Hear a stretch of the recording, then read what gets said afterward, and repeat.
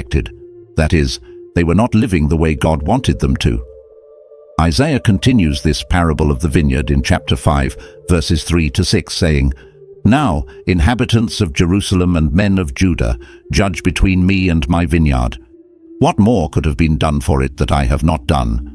When I looked for good grapes, why did it only yield sour grapes? Now I will tell you what I am going to do to my vineyard. I will take away its hedge, and it will be destroyed. I will break down its wall, and it will be trampled.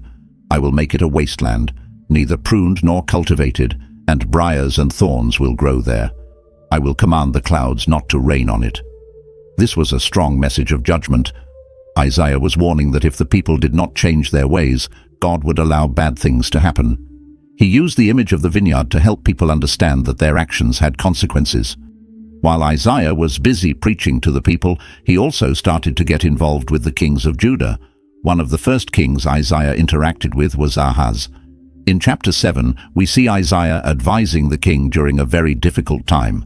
Verses 1 and 2 tell us, "When Ahaz, son of Jotham and grandson of Uzziah, was king of Judah, King Rezin of Syria and Pekah, son of Remaliah, king of Israel, marched up to fight against Jerusalem, but they could not overpower it. The house of David was told, 'Syria has allied itself with Ephraim.' So the hearts of Ahaz and his people were shaken, as the trees of the forest are shaken by the wind."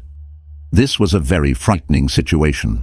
Two powerful kingdoms, Syria and Israel, also called Ephraim, had joined forces to attack Judah. King Ahaz and all the people were terrified. It was during this crisis that God sent Isaiah to speak to King Ahaz. In chapter 7, verse 3, we read, "Then the Lord said to Isaiah, 'Go out, you and your son Shear-Jashub, to meet Ahaz at the end of the aqueduct of the upper pool, on the road to the launderer's field.'" God wanted Isaiah to deliver a message of comfort and guidance to the king. In verses 4 and 5, Isaiah tells Ahaz, "Be careful, keep calm, and don't be afraid. Do not lose heart because of these two smoldering stubs of firewood, because of the fierce anger of Rezin and Syria, and of the son of Remaliah." Isaiah was telling the king not to fear these two kingdoms threatening Judah. He wanted Ahaz to trust in God rather than panic. But Ahaz struggled to trust Isaiah's message, so God did something remarkable. In chapter 7, verses 10 to 12, we read, "Again the Lord spoke to Ahaz.